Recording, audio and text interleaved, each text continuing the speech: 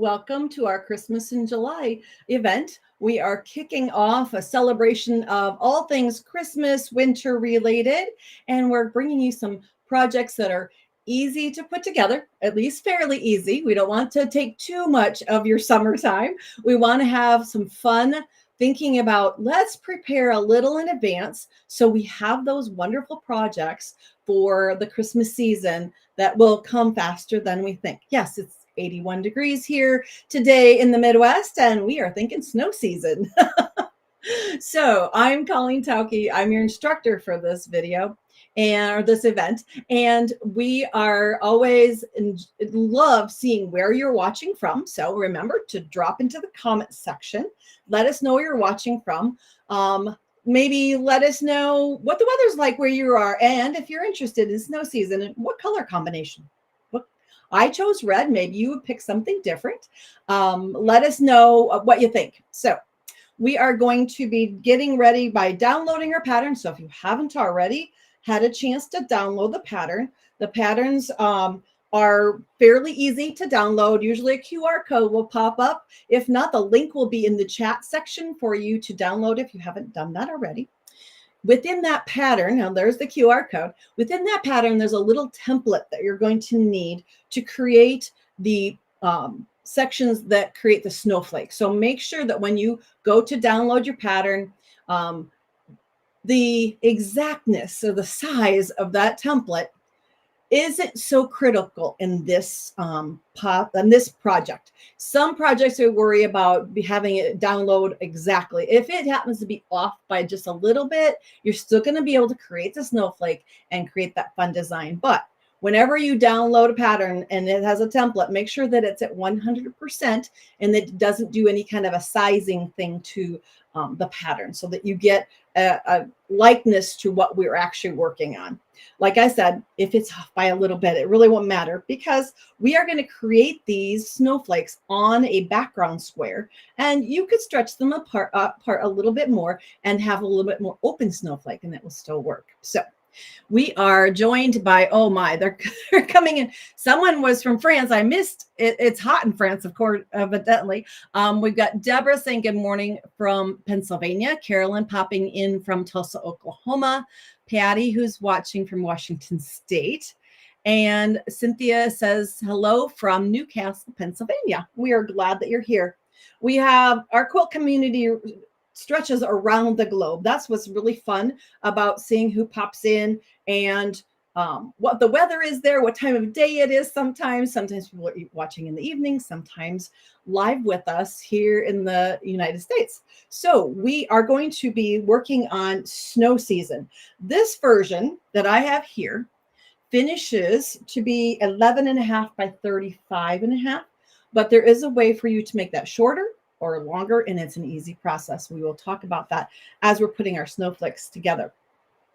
I purchased this snowflake print, now that I think of it, while I was on the Craft Tours Christmas market trip this last November and found this really fun snowflake with some stars. It has a metallic in there, a little bit of gray that almost looks like a silver. And I just knew that it had to be paired up with some kind of a snowflake design. So that's how I chose this. You might want to pick a star fabric. You might want to pick a semi-solid. Really, when it comes to picking fabrics for this one, all you need is contrast. You want those snowflakes to really pop out against the background fabric. The inner border, I use the exact same fabric as the snowflakes so that it would kind of give you a way for your eye to like box them in and really center on all the work that you're going to do. This is a raw edge applique. So if you haven't done that before, this is an easy project to start on. It doesn't take too much work, just a little bit of attention to the layering of the pieces, cutting them out, and then the stitching that goes over the edge. So we have Kate popping in this afternoon from North Wales, UK. And we've got Esther from the Netherlands. And it's foggy there. So we've got our international quilters watching as well. Now, on this project, I chose to use a solid white fabric for my snowflakes. And when you select a a light fabric like that and want to lay it onto a bright red fabric, you're going to get some show through. So that when you put a solid fabric like a white or anything light, even if it's like a pale green or something on a dark fabric, sometimes you get a show through. And I didn't want the snowflakes, the stars, to show through the snowflake. I wanted them to kind of sit on top. And in order to do that, I took my solid fabric and I backed it with interfacing. So let me pull that in here. It talks about a lightweight fusible interfacing in your supply list. And this is a very sheer, lightweight interfacing. I didn't want it to become stiff so that it would be like a crunchy, cardboardy feel to my snowflakes. They stayed somewhat pretty soft. You can crunch on them and feel the softness of a quilt feel to it. So the interfacing that I used on the back, very sheer. You can see my fingers almost through the interfacing, but it's a fusible. And I applied that to the back side of my fabric. Now I applied one layer and decided that that would be enough to keep the design from showing through the fabric. If it's not enough, if you're using a very sheer white fabric, you may need to put a second layer of interfacing on the back, and you would fuse that to a large piece and then do your fusible material for applying it to the quilt. So this interfacing, make sure you follow the instructions for the heat setting on your iron, because you don't want to warm your iron up too hot and melt the product. That has happened, and it's happened to me before. So take it from experience. You don't want to have to clean your iron because that will slow you down. So make sure you read the instructions that go with your fusible material for the heat setting and the amount of time that it takes for it to fuse to the back side of your fabric. So once you have that applied, and we'll do just a little piece here so we can actually walk through the process. A pair of scissors here. I'm just going to do a small piece so you can see. What I ended up doing is cutting a piece so that I could just line up all my little arrows in kind of a row or double row so that I could easily just take a section of fabric. When you're working with a lot of pieces and having to trace, sometimes you can nest them together as you go along, and I'll show that process, or you can just march them along in a straight line, and that works really well too. So on the back side of your fabric, and if it's a solid fabric, remember solid fabric, there's not really a right or wrong side to it. So that whichever side you put the interfacing on, that's going to be your back side, because solid fabrics are yarn dyed, which means the fibers are dyed before the fabric is put together. That's why you don't find that white selvage on a solid piece of fabric. Let's see. Everybody's busy watching instead of commenting, so we're good there. Now, I've got my warm iron, and I'm going to apply my interfacing. Make sure that it's the beaded side, or the glue side is, to the wrong side of your fabric. Otherwise, it will stick to your iron surface, and we don't want that. Lightly add that. Now, I'm just going to cut this piece away so we can just work with the piece that we need instead of a large piece of yardage. I always think it's easier to get it down to just what you need instead of having a big piece to deal with. And now I've added that fusible to the back. It gives the fabric more body.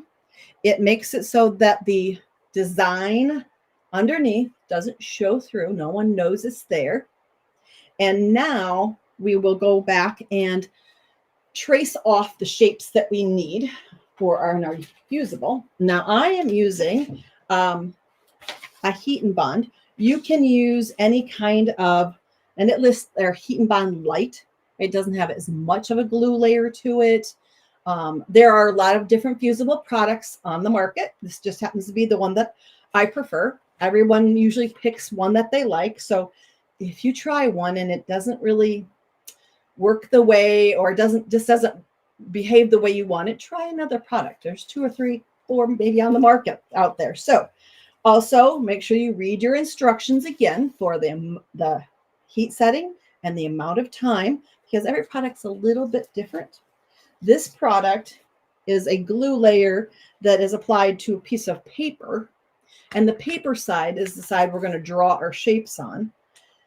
When you're working with alphabet letters or positioning of certain items, they may need to be reversed, thinking about that. But in a snowflake, we don't need to worry about reverse because snowflakes are, we're going to use one shape to create the snowflake all the way around. Let's see, we've got Deb watching from the Quad Cities. Oh, an Iowa person, yay.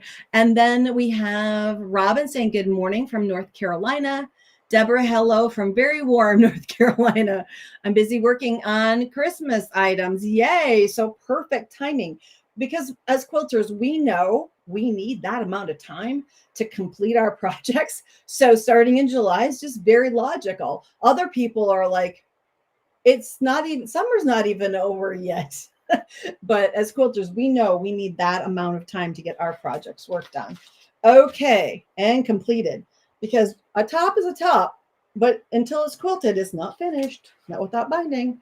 Okay, now, when it comes to tracing that little arrow shape that we're going to use, place it underneath of your fusible product and the paper side up so you can trace on it. If you need better vision of the lines, you can use a tracing pad like this. This just happens to be an LED tracing pad that is very inexpensive. It doesn't have a fancy brand name.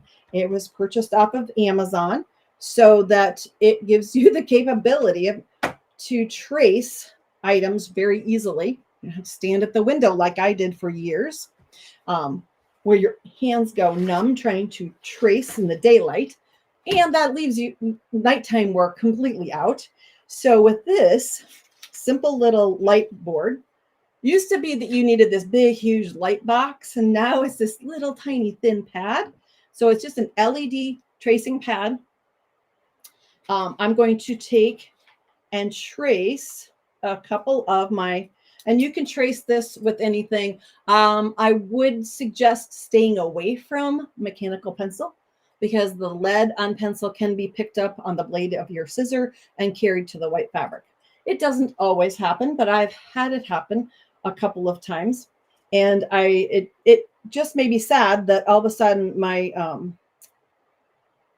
the lead was carried to my fabric, which is not exactly the thing you want happening, because you want your fabric to stay nice and crisp white and not take on any other color. So by simply tracing this shape, and remember, this is the tracing where close counts. Remember, every snowflake is different. If you don't trace it exactly, it's going to be a unique snowflake. That's okay. The time that you have for making it perfect is when you go to cutting out the shape. Now, if you go back and forth, you can nest these a little bit so you save some of the product of your fusible. And since every material and item that we use as quilters costs money, sometimes we would rather be a little economical with our products and not waste too much. So by going back and forth like that, you can kind of nest them up against each other so they're not super, there's not a lot of waste of product in between. So I just traced a couple there. So we'll put away our little light table. It does have to have a battery source, so I use my brick for charging my phone on the go as my power source for that. And the LED light pad has been kind of a nice addition to tools that we as quilters, instead of having to go to the window or to the door, glass door, to trace items, I found it really helpful to have a tracing pad like that. Okay, now, in order to put this fusible on the back of our white fabric to make this our snowflake points, we're going to put the glue side against the interfacing portion of our prepared fabric. And then you press that in place. And again, remember the amount of time it takes using the instructions for your fusible product, how long it needs to go on there. I just realized I had traced this with a heat sensitive pen. So don't use a heat friction pen. Make sure that you trace this with something that won't disappear as soon as you hits heat. So probably a really fine tip Sharpie would be a really great thing, because a Sharpie, number one, won't smudge and it doesn't disappear with heat. So you apply the heat to that. If I do it right now, it's going to disappear. I realize now. Nothing like making a live mistake. Don't do as I do, do as I say. So a fine tip Sharpie is a really good thing to trace that with, so that your line will be nice and crisp. And then take your scissor and cut out your shapes. And a really fine tip sharp scissor is great for doing this. That way you can get into those points nice and make a nice crisp cut. And that's where you clean up. If your tracing isn't pretty, don't worry about it. Take your scissor, make a nice clean cut on each of those lines, and then you will have the great points ready for your snowflake. Now, I said that this was a kind of a flexible pattern. If you have one of those long farmhouse tables and you want a longer table runner of snow season, you just make more squares, because what we're going to do, and I have to think about where I laid my square of fabric. Here we go. These snowflake points are all going to be applied onto a square of background fabric, so that you can easily make this longer for one of those wonderful farmhouse tables. Maybe you have a small area you want it to put it on, maybe a little end table. Just make 3 of the snowflakes, and you can adjust your borders so that you have a shorter table runner. Maybe it's going to be hanging on a door and you want it to be just 4, and that's the right length for you. So very convertible pattern. Just cut the number of background squares that you want, knowing that you're adding and subtracting about 6 inches with each, because these are cut 6.5, so that you can make it longer or shorter to whatever place you're going to be using your runner. Anne says she's in South Florida and it's boiling down there, just a little bit warm. We also have Cynthia saying, regarding the gorgeous wall hanging to your right, there's a pattern available for that. To the right, to my right, I'm assuming, the log cabin, that is available as a free pattern. So if you go to our website and search under free patterns, you should find it there. Okay, so now when it comes to the placement of your snowflake points, I positioned mine so that, I have to look at here real quick, so that I had all of kind of a center line down through my table runner. If you decide that you would like to position them differently, totally fine. Remember, patterns are only suggestions, not requirements. So you can play a little bit. So when you take your little snowflake points, and as you start to take the backing off, just make a pile of all of the points. You need the 6 to do your snowflake. You can play with the placement a bit and make it an original design if you prefer.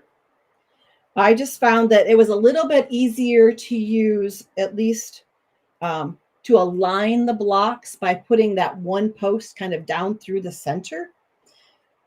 Individually, you could turn them back and forth if you maybe lay them all out similarly, each block, and then you could twist and turn.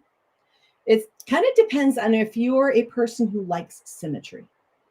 And I think that as quilters, we all are unique. Some like it just a little mixed up. Some people like that kind of linear feel to it. So you can select how you prefer to do your points for your snowflake. And I'll bring this in here so we can talk about placement. What I did was lightly press my block. And you don't want to get a hard press. You don't want a really super crisp line. You just need kind of a visual so you know where the center in one direction is. So lightly press that. And let's see, Susie says, hello from Arizona by the way of Nebraska. So you went from the Midwest to the really hot country. Just next door to you, I know you're reading and usually have to use, or teaching and have to do it later. I wanted to let you know that you're the reason I'm part of National Quilters. Well, that's really fabulous. Thank you for saying that. Thanks for your sharing all your knowledge. The idea of being a quilter for me with a teaching background, once I got into quilting, was to share, because there's so many wonderful projects that we can do, so many different techniques available, that I felt like this was my teaching platform, I guess. And originally I thought I was going to teach high school kids home economics, and home ec programs got cut in our state. And when I student taught, I was like, teaching high school kids, that's a challenge. And once I've raised all of my kids, I decided that, you know what, teaching adults is a lot more fun because you all want to be here. That's the great part. Okay, so now as we begin, I'm lining up my snowflake parts by getting that kind of balance first through the center. And then I can position my other pieces around that, kind of creating a pie shape in the middle. I was kind of having flashbacks of Trivial Pursuit as I was putting this together, at which I'm really a bad player. I cannot come up with answers from Trivial Pursuit, but those little pie shapes reminded me of the wheel from, maybe this is a retro flashback, of the pie shapes in that game. So you can position those however you like, remembering you are going to need a 1/4 inch seam allowance on all the outside edges. So don't get too close, and clip that in joining pieces together. Okay. Remember your 1/4 inch seam allowance. If you need to, you can even go in and put a little removable line so that you remember 1/4 inch seam allowance on each side so that it doesn't get too close. But position these until they are to your liking. Remember, every snowflake is different, so they don't all have to be perfect. And then once you get them to your liking, you can then go in and heat set those in place. Remember, not to iron. You want to press, because you don't want any of your pieces to move once you started to fuse them. Now, I'm missing the outer edge there. A lot of people have a larger iron. This is kind of a smaller sole plate on this iron. So I'm going to make sure I hit everything well to heat that down. Deborah says, I have a wide coffee table, and I think I'll do 3 snowflakes and make it double wide. See how convertible, by just doing them on squares, you can make it fit to any size tabletop. Perfect. Okay, let's see if I've got it fused in place now. A couple of edges this side fused a little bit faster. Let's get that iron warmed up. It cooled off just a bit as we were talking, and I'm going to fuse that just a little bit better, and then we're going to start talking about how to finish those edges, because I stitched these all as individual squares just because it was easier to do them and manipulate them under the sewing machine while they were a little square than to do them as a large piece. So you have the choice. If you're really good at manipulating a larger piece under the sewing machine, under the needle, you could do the stitching after it's all assembled. But because you have to get into these areas and we have to twist and turn our block a lot, it's a lot easier to work with something small than something large, especially if you're just learning. So Susan says hello from Haines, Alaska. Wonderful. Free time catching you live. Yay. We are so glad you're here. Okay. So now that my iron is back up to its hotter setting, I'm going to do this real quick to make sure those tips are down, because we don't want the machine to catch on them and fold them back. And because we added that batting layer, or the interfacing layer, you can also press from the back side, because heat has got to penetrate all those layers in order to get to the fusible glue portion. We don't want to overheat that because you can actually kill the glue, which means that the glue sinks all the way into the background fabric. And now you have nothing left as a layer between your applique. There we go. Now we have it all fused in place. Now we're going to take this to the machine. And I did note in the instructions how wide of a setting I used for my zigzag. So you can use a zigzag. You could use a satin stitch. You could use a blanket stitch. You could straight stitch just along the edge of all of these. Totally up to you how you decide to finish off those edges. Because at this point, it's not really washable. The heat and bond or whatever layer you use is more of a temporary adhesive. It won't last over time for maybe laundering. If something got spilled on it, it needs to be washed or freshened up. So we do a stitch over that edge in order to secure the edge. So I'm going to do a zigzag on my pieces. And let me draw really quick, and it's going to be rough, what I'm going to do so you can see really close, because I don't have a close-up camera here. We've got all these shapes we need to go around the outside edge to secure. And I'm going to do a zigzag off the edge in order to secure it, which means that as I do my zigzag, I want to start at the outer edge of the applique, take a bite into the applique itself, back out, into the applique, back out. And what I want to do is just nudge the edge and not jump way out into the background fabric. So kind of a rough idea there, because if you get into that background fabric, depending on what color of thread, and I'm going to use white. I did use white on mine. I'm going to use black today so you can see it when I take it out of the machine. But you want to drop off the edge of the applique just barely. You want it the needle to go into the background fabric and then back into your applique, because the idea is to secure that cut edge so that it doesn't get roughed up or anything sliding against it doesn't pull the adhesive loose on that piece. So you may start at any point in the snowflake. I think I might have started at 2 or 3 different places. And now I've got my machine set for a 2.5 or 2.5 width stitch zigzag. And I have a length at 1.6. I found that to be about the right size to hold everything down, but you can test a piece of the leftover fabric from when you're trimming off your little snowflake points. You can take a piece of that, use it to a piece of scrap, and do a test to see what size zigzag your machine looks best on the pieces, so that it's not too wide and too clunky, but enough to hold that piece in place. Now I'm stitching, going towards the point. I'm going to leave my needle in the down position whenever I reposition my square, and then go back the other direction, so that this is kind of slow work. This isn't really speed demon kind of. When I'm doing straight pieces and I'm adding those borders, I can go really quick.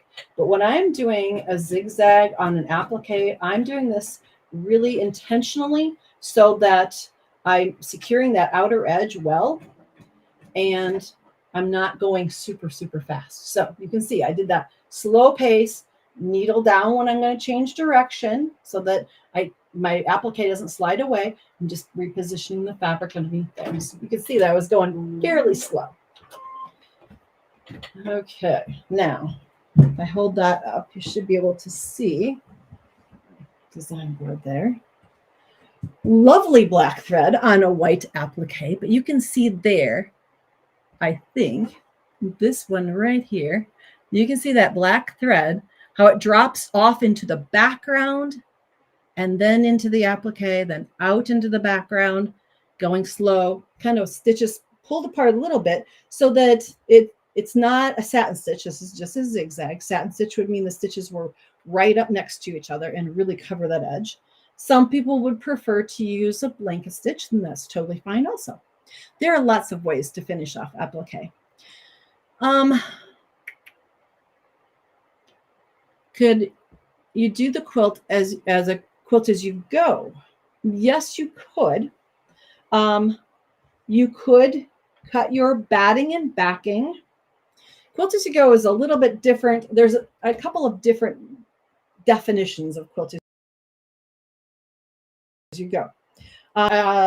Quilting it onto the batting and backing.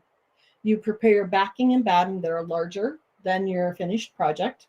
You would need to position this in the center and then take the next block, right sides together, 1/4 inch seam here, flip it out, making sure you keep this in a straight line, because in quilts as you go, it can get a little wonky.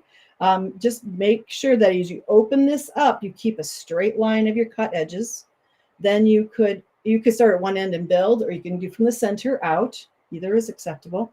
Then you could do the borders that way also, but just remember to baste things down, either spray based as you go, so that things don't twist, because sometimes in the quilt as you go process, you can get a little distorted trying to keep things aligned. So just go slow. Use lots of pins or pin based, even spray based will help some of those in some of those ways, but just making sure that you take your time when you're putting it together. So yes, you could do that quilt as you go. And if not, this is a really good place. This is something small to practice that machine quilting project. There's a lot of stitch in the ditch, in the border. I did, since, let's see, let's just talk about the actual construction, and then we can talk about the quilting, okay? So once I put my 5 snowflake blocks together, edge to edge, and position them, I positioned, like again, I said, I positioned mine all in the same. You could do orientation here, and then you could switch it. So this one goes the center bar across, back and forth, however you please. Then I added that small inner border, long sides first, then ends, and then the side border, outer borders, long sides first, and then the ends. And then I layered it up to quilt. Now, since I did all of my stitching on my snowflakes first on individual blocks, then I decided, once I got done, how am I going to quilt in the background of these? And it was like, that's a lot of little areas to get into. So what I did was I outline stitch with a matching thread to the background. So I outlined this straight stitch. And if you've gotten good at a little bit of free motion quilting, I did have my hopper foot on so that I could free motion around these. But if you need to use a walking foot, that's another way to do it. And just give them a little bit of a raise off of each of the points here. Then I stitched in the ditch on the seams that joined, and that was enough to keep the snowflake positioned. It didn't need any more quilting at that point. Then I did stitch in the ditch on the white portion here. Now, thread color. I did red thread on the first time around because I'm on a red background. On the white border, I changed to white thread so that you wouldn't see my stitching there.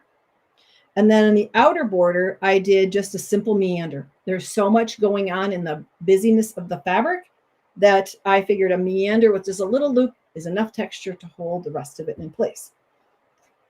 And I then bound it in the red. I contemplated the white on the outer edge, but decided that I liked that white to stay kind of framing the inside portion of my project.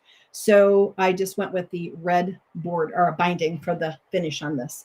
And as I look at this, I did choose, and some of I had tested, to be totally honest, this is done blanket stitch, and I showed you zigzag. But both are options, and I had gone back and forth on deciding because I was using white thread, so you really can't see too much of the stitching on the snowflake. So if you have the opportunity to use the blanket stitch on your machine, not all machines have that. I know for years I did not have a blanket stitch available to me, so zigzag was always my standard, and I was always matching threads so you didn't see the zigzag as much because I like the applique to just be read as a solid. Lisa says, I'm going to make a winter table runner and the snowflakes. Yay. And I wonder what color. I kind of thought about doing even looking for a blue and white snowflake print because that's a very wintry look too. And because this doesn't scream Christmas, though we think of a white Christmas, I can use this for a longer season into January and even maybe February and even March in Iowa, to think of it. We have snow for a long time here sometimes. So this is technically looks like something for a white Christmas, but snow season can give you a little bit longer season and be used a little after Christmas also. And let's see if we have any other. Can you use red thread for the background, like the background fabric? You could use red thread for your snowflakes if that's the portion you're talking about. I would audition it first and see how you like it. Sometimes when we go to a contrasting thread, it will give it more of a, I wouldn't say country or primitive approach, but it sometimes adds that interest. If you look back in history at quilts, Sunbonnet Sue was almost always stitched with dark thread on the applique, which really gave it a prominent edge, even though the fabrics used in the applique were light colored. So it's got its own style by going dark on your thread on an applique. Totally a quilter's choice. That's what's fun about quilting. You take an idea, you take an inspiration, and you make it your own. So whether it's snowflakes or another applique, have a little fun and create your own snow season. Thanks for joining me.